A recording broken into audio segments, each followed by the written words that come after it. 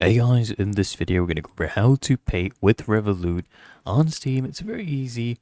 So first what you need to do is add your Revolut card at your Steam wallet. Okay, so once you have that, let me show you how to do that actually. So once you log into Steam, and then you can click here on your profile name at the top right, click on view my wallet. Okay, then here, what I need you to do is add some funds. You can add funds or when you are on checkout. So let me show you. So when I come here to see my account details, okay, once we click on this, you can go ahead and add a payment method.